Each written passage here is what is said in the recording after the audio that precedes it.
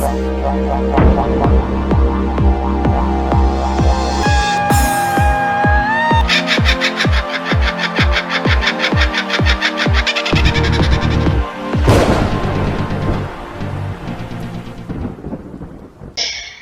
guys, it's Milmo here and welcome back to stages 4 to 6 of part 2 of Fear Act 3. We've got the zombies again, so just bringing in the same team as per usual. Nothing much has changed. If you do want to know that team setup, just look down at your screen and you'll see it. If you want me details on it, it's in the previous video. I'm not going to go through it again, of course. Basically just critted everything up and hitting my way through the zombies. So up to wave 3, got pretty similar circumstances to the first few stages. The barriers and obstacles still there, still got the zombies, still got the same team, got a similar ally to a few stages last time, so this should be hopefully not too easy, but easy enough that we can get through it. I do like a struggle here and there. I sort of get bored when I'm just shooting my way or hitting my way through things and just put it on fast forward and don't really do much. I get really bored of that, so that's why I change up my team. For not only, I guess, for your entertainment, but also my own. So up to stage 6 already. So got about the 12. We've got 12 walkers this wave, and then we've had about 12 and 10 and 11 for the last few waves. So once again, got a good quantity of walkers, which is what you always like because it gives you a bit of a challenge and you get to headshot a few things. I guess the more walkers there is, the more you get to see how effective your crit is with that headshot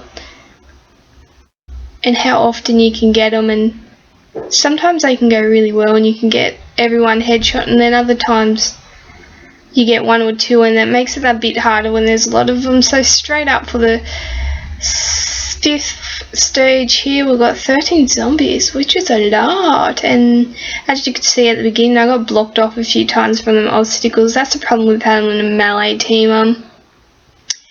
Try to avoid it if possible with these sorts of stages with the barriers, or if so, try and mix up your team so you have half ranged, half melee if you can do that. But unfortunately my leader is strong, or has a strong leader skill, so I have to have all strongs.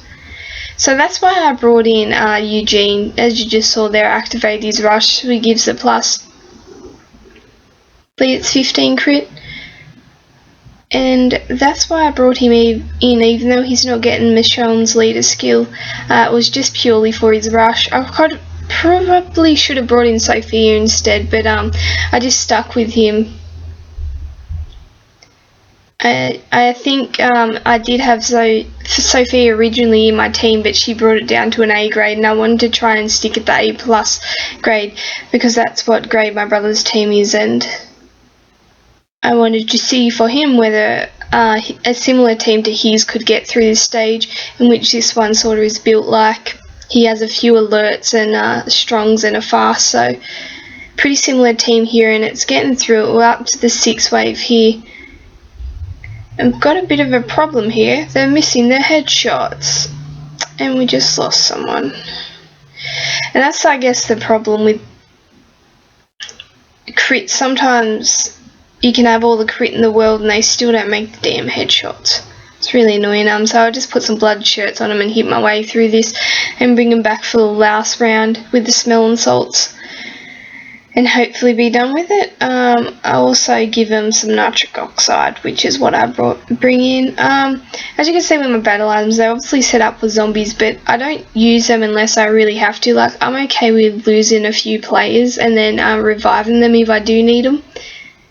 I tend not to use my battle items just to see how far I can get without them, if that makes sense. So that's why I never really use them. So this is stage 6. As you could see, I did War Began, so I had to start this stage after I finished War and then edited onto the video.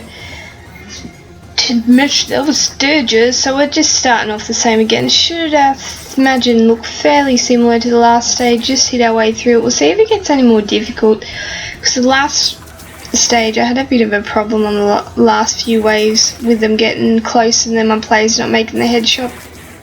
But that's why you have things like your battle items set up, and also things like Eugene's Rush.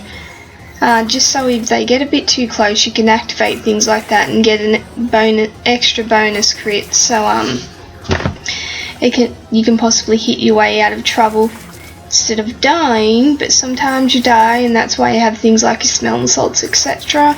To make sure if worst comes to worst, you can bring yourself back. Come on, guys, you can do it. So with these sorts of stages, just your crit. I don't think I can really give any more advice other than just making sure you're getting your crit in there, because I think I've explained the importance of crit enough throughout the videos, and how to set your team up with that crit and benefit the most from it. I don't feel like repeating myself 100,000 times. I know I do, but I think you guys have heard the importance of crit enough. So I'm just going to leave it at there. Bye.